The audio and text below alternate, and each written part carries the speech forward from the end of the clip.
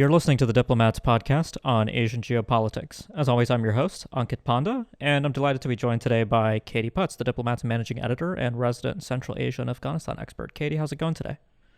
Going all right. Got a little bit of snow today in DC. Yeah, no, things are pretty snowy out here too. It is a nice setting at least for today's discussion, which unfortunately I don't think is going to be too cheerful. So as listeners have been probably aware for the last few episodes, we have been talking about the president-elect's inbox here in the United States. Not to make this podcast more America-centric than it needs to be, but I think this transition in particular merits some focus because there are consequences for the entirety of the Asia-Pacific region as Joe Biden prepares to inherit the Oval Office on January 20th. So as part of the last in the series of these episodes, I've talked to every other editor at The Diplomat so far about other parts of Asia. But today, Katie and I are going to chat a little bit about Afghanistan, where the United States has now been at war for more than 19 years, and a little bit also about Central Asia, with the full acknowledgement that Central Asia is probably not going to be at the top of the president-elect's agenda in any real way.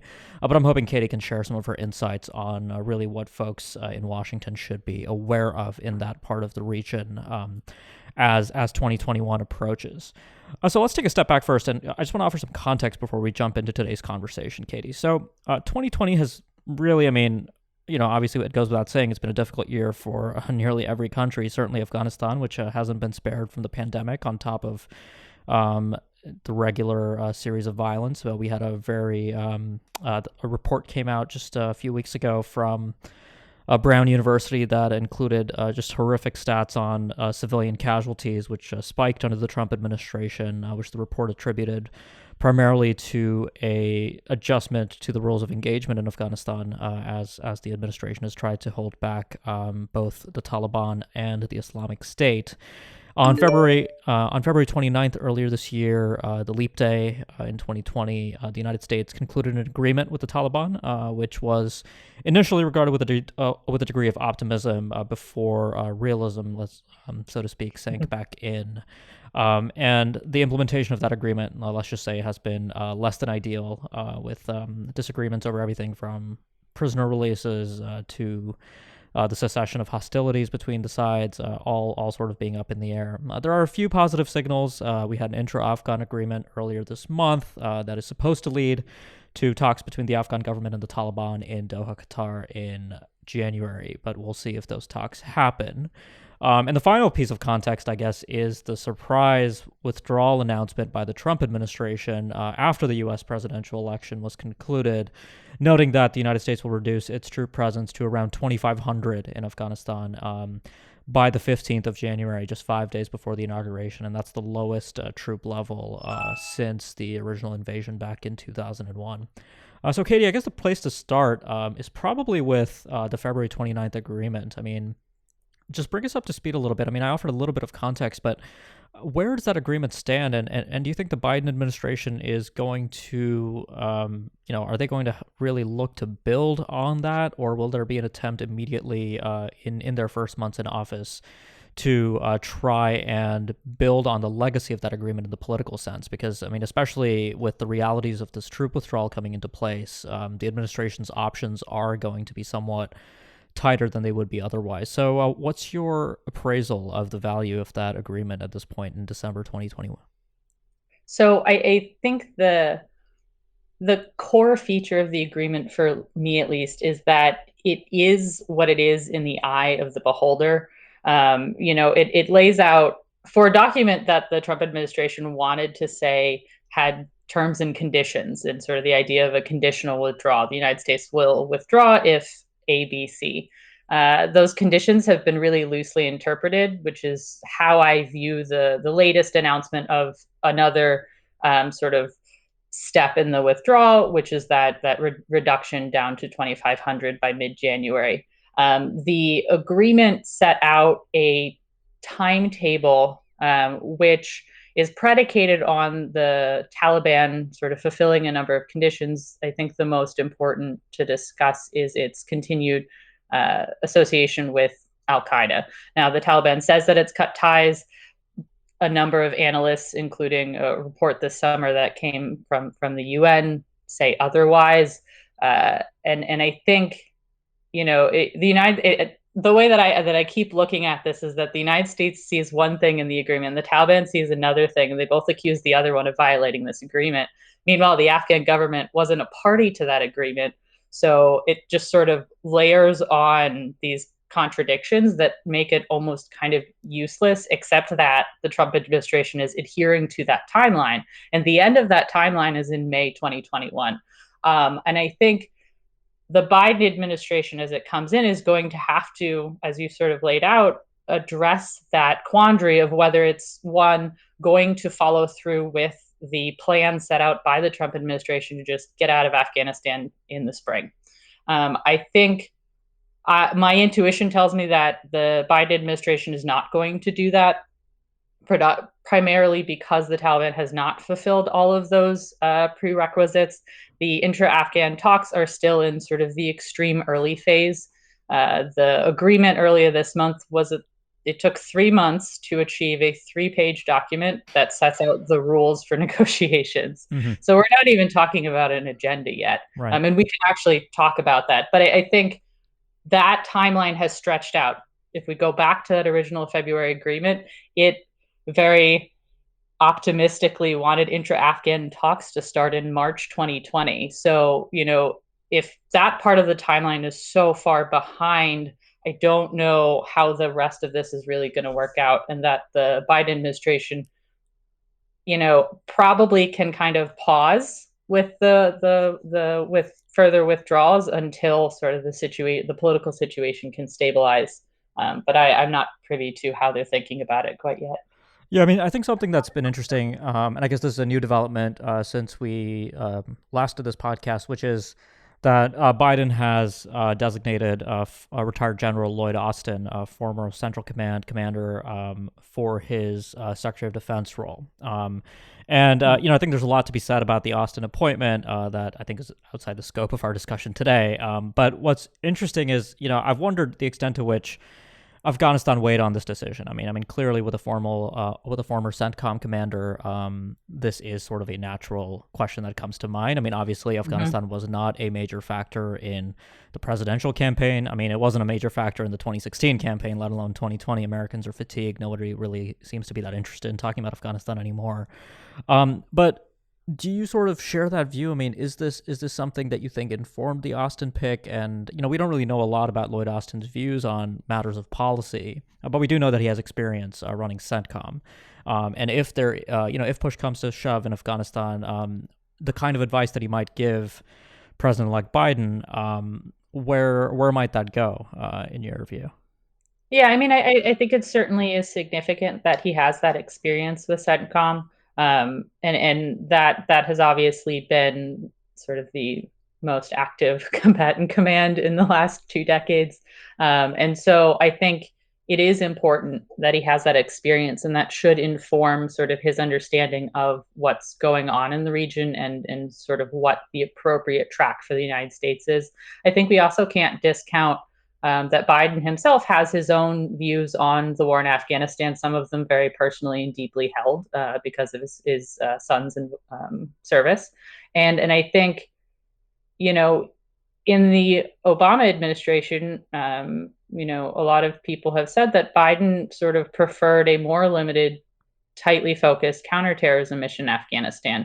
And so he might actually end up getting that. If you sort of pause the withdrawal at a couple thousand troops in Afghanistan, maybe that's the pathway that this goes down, that the mission shifts again from sort of its current sort of train advise to that counterterrorism mission. Now, I don't know that will necessarily happen, but I think that it is, important to not discount that Biden has plenty of sort of skin in this game and experience thinking about Afghanistan. That I do think he's going to have his own thoughts about how this should go, Mm-hmm. And hopefully, the appropriate amount of care for the fact that this. While we can talk about the United States as being at war in Afghanistan for 2 decades, the people of Afghanistan have been enmeshed in various wars with a lot of outside influence for going on for 40 years at this point. So it's sort of, I do think that that's something we shouldn't lose sight of. Right. I mean, one risk that strikes me, yeah, I mean, I think, you raised a very important point about Biden's prior views. I mean, he was famously opposed to the surge in Mhm. Afghanistan, and generally, I think, has a much more restrained view of the role that the United States should be playing in that country. But there is sort of that risk that, looking at Afghanistan, I mean, just looking at trends with the Afghan National Army and security forces over the last few years, it's clear that without robust U.S. support, particularly air support, the Taliban do have a very good fighting chance. And I think this year we've seen plenty of Mhm. evidence of campaigns and strikes everywhere from Herat to Helmand, Kandahar, Badakhshan, Jalalabad, Uruzgan, even recently, of the Taliban making significant headway on the battlefield. So I think a risk for Biden, I mean, just in terms of the political optics, I mean, he will be president starting January 20th. And if, we get that sort of fall of Saigon moment, so to speak, where Kabul Mhm. is overrun with Taliban fighters, I mean, Biden will, fairly or unfairly, he will have to own that. And I'm just curious, the ways in which that might weigh on early decision making on Afghanistan. But I think, I mean, just looking at what he's said and what people around him have said, Afghanistan just won't be a priority. I mean, how do you think about that? Yeah, I mean, I think it's if anybody had figured out the solution to how the United States can gracefully exit Afghanistan, they would have hopefully have told somebody by now. But I don't know what that solution is, and that's because I don't know that there's a very graceful exit for the United States in this. Mm-hmm. Um, I think it will be interesting to watch how the Biden administration responds to what the Afghan government says that it wants. And I think that should be the voice that they listen to in terms of, what is it that the Afghan government needs to continue to kind of hold out against the Taliban while it continues to negotiate with the Taliban, because the Taliban is very clearly using its strength and its battlefield successes, or even just the reality that it can continue to carry out attacks essentially anywhere that it wants.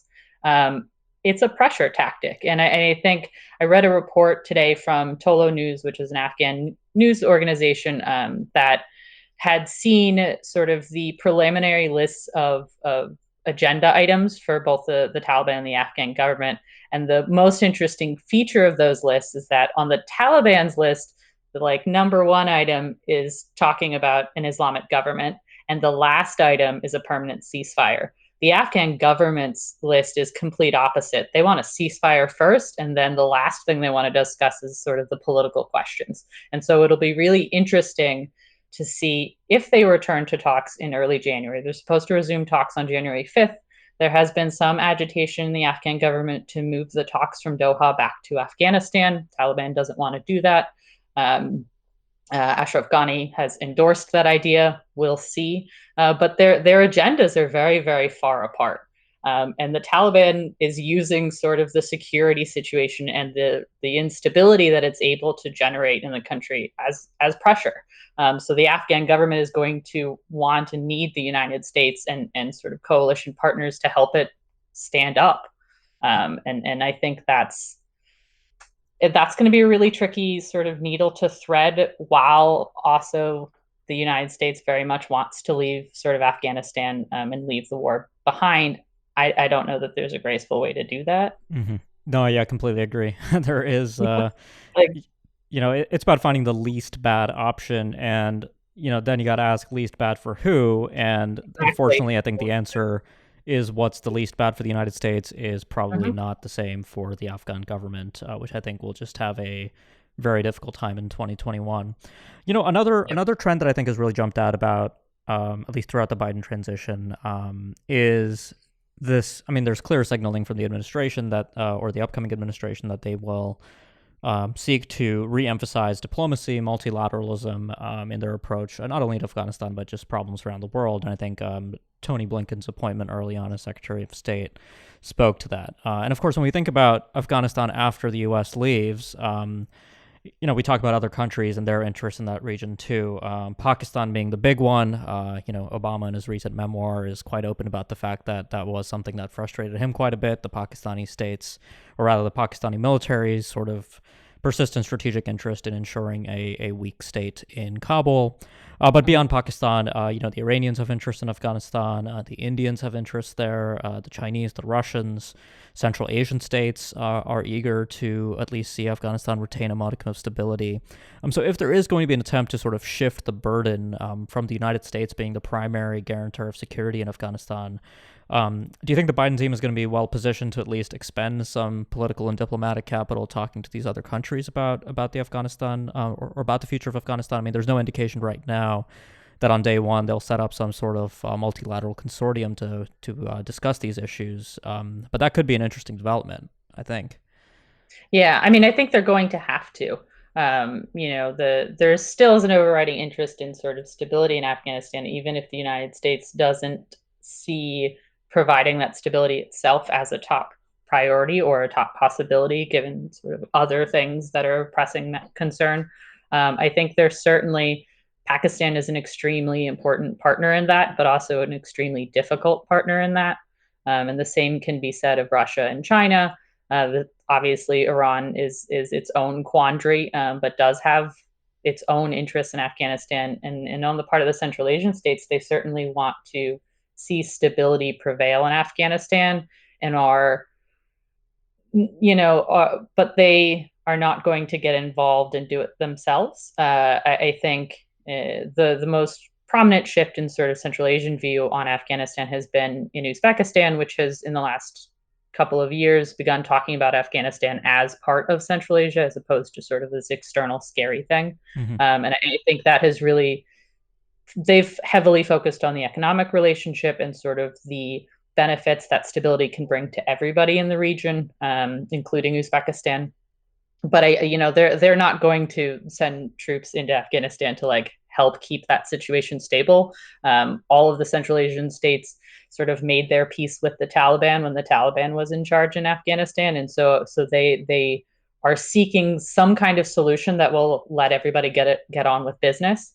And the Biden administration is definitely going to have to incorporate all of these various different sort of layers of interests from neighboring countries when it comes to sorting out how to, leave Afghanistan, but also not leave it totally disconnected.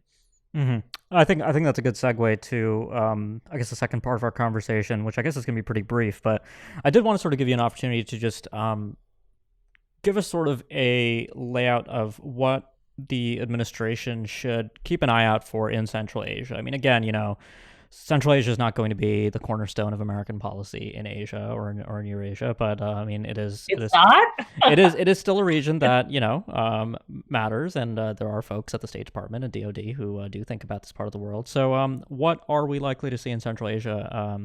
I guess in the 6 countries in the first half, at least, of 2021. So what I'm hoping to see and what I kind of anticipate seeing is a continuity. In gosh, it was February 2020. In early February 2020, the Trump administration finally got around to unveiling its Central Asia strategy. Every U.S. administration kind of gets to Central Asia last, so that in of itself is not necessarily unique. And I wrote a lot about it at the time because it also represented sort of a continuity of policy, which was a really interesting divergence from a lot of other Trump strategies in different regions of the world. My cynical take on this is I don't think Donald Trump pays that much attention to Central Asia itself. So the diplomats who have been working on that region for a long time kind of got to run the ship on it.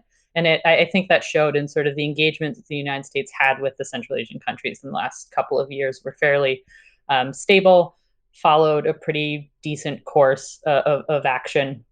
But when it comes to the incoming Biden administration, they're going to, obviously look at Central Asia, and it is a slightly different place than in the Obama administration, if only for the changes that have happened in Uzbekistan since 2016. So in 2016, Uzbekistan's longtime dictator died, and a new president came in with kind of this sweeping reform agenda. I certainly, and all regional analysts have sort of their quibbles with how extensive the Uzbek reforms have, but the attitude of the government has been much more open to engagement. I already mentioned Afghanistan, but the government prioritized regional engagement and international engagement. And so I think Uzbekistan is going to be a much bigger partner for the Biden administration than maybe it was for the Obama administration, just because of that change in leadership. And another sort of area that the Biden administration is definitely going to have to pay close attention to is sort of the ongoing just political roller coaster that is Kyrgyzstan. It would take me a while to explain the whole thing, and I did that in a previous podcast. The roller coaster has continued, and I think it's going to be really interesting. I guess is the best word for it. Yeah. Pay general attention to Kyrgyzstan. We'll leave it there. But yeah, if listeners are interested, I think Katie, without taking a breath, spoke for around 5 minutes explaining everything that was going on in Kyrgyzstan, and I was sort of awestruck. So I recommend listeners to go back to get a sense of what's been going on there.